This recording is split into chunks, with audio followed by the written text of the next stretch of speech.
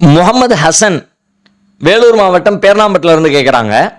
நான் இஸ்லாத்தை ஏற்றுக்கொண்டு 2 மாத காலம் ஒய்எம்ஜே தாவா சென்டரில் இருந்தேன். என்னுடைய கேள்வி என்னவென்றால், நான் அனைவரிடமும் இஸ்லாம் என்பது ஜாதி மதம் கிடையாது, ஒரு வழித்தோன்றல் தான் என்று அனைவரிடமும் கூறுவேன். ஆனால் என்னோடு இருக்கும் ஒரு சில தோழர்கள் தக்னி ஷேக் செய்யது அப்படின்னு பிரித்து பேசுகிறார்கள், இது சரியா அப்படின்னு சொல்லி கேட்குறாங்க. அதாவது முஸ்லீம்களுக்கு மத்தியில் பிரிவினை இருக்குதே, அது நம்ம எல்லாரும் ஒன்றும் நான் பேசிக்கிட்டு இருக்கிறேன், முஸ்லீம்னா எல்லாம் ஒன்று தானே, ஆனால் முஸ்லீம்களே பல பிரிவு இருக்குதே அப்படின்னு சொல்லி கேட்குறாங்க. இது மாதிரி அவங்க மற்றவங்களும் பேசுகிறாங்களா என்னன்னு கேட்குறாங்க. பிரிவுகள் இருக்கிறது, பிரிவுகளே இல்லைன்னு பொருள் இல்லை, பிரிவுகள் இருக்கிறது. ஆனால் இன்றைக்கு சமூகத்தில் நாம் பார்க்கிற, நாம் குற்றம் சுமத்துகிற அல்லது விமர்சிக்கக்கூடிய பிரிவுகள் சிலது இருக்குல்ல, அந்த மாதிரி குறை சொல்லக்கூடிய பிரிவு அல்ல முஸ்லீம்களிடத்தில் இருக்கிற பிரிவுகள். முஸ்லீம்களிடத்தில் இருக்கிற பிரிவுகள் பெரும்பாலும் அடையாள பிரிவுகளே இல்லாமல் நீங்கள் உலகத்தில் வாழவே முடியாது. பிரிவு வேணும், ஏன்னா ஒருத்தர் அறிந்து கொள்வதற்கு ஒரே பேரில் 10 பேர் இருக்கிறாங்க அப்படின்னா அந்த 10 பேருக்கான ஒரு அடையாளம் வேணும்னே.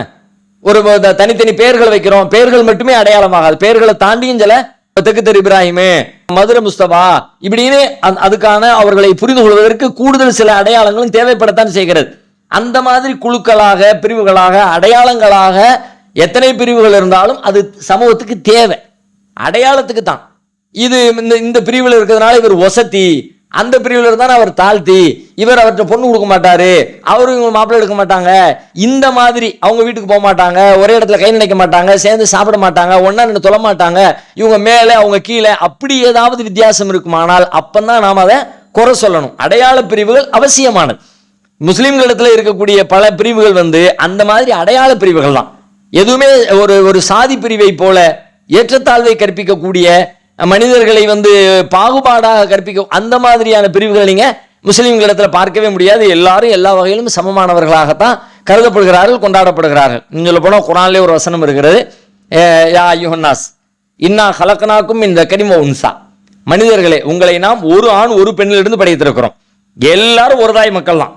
வஜஅல்னாக்கும் ஷுஊபம் வ கபாயில லிதஆரஃபு, உங்களை நாம் கிளைகளாகவும் கோத்திரங்களாகவும் ஆக்கி இருக்கிறோம், ஒருவரை ஒருவர் அறிந்து கொள்வதற்காக.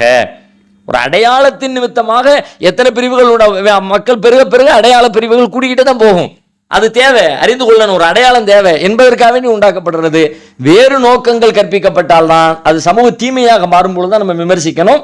இன்னைக்கு நீங்க பார்க்க இது மாதிரி நீங்க தக்னி சொல்ற மாதிரி, ஷேக்கு சொல்ற மாதிரி, அந்த மாதிரி நிறைய இருக்குது. மறைக்காரன் நீங்க பார்க்கலாம், ராவுத்தர்னு பார்க்கலாம், லெப்பைன்னு பார்க்கலாம், அப்படியெல்லாம் கூட பல இது சொல்லப்பட்டாலும் எல்லாமே ஒவ்வொரு அடையாளத்தை மையப்படுத்திய விஷயங்கள் தானே தவிர ஏற்றத்தாழ்வுகளை கற்பிக்கக்கூடிய வேறு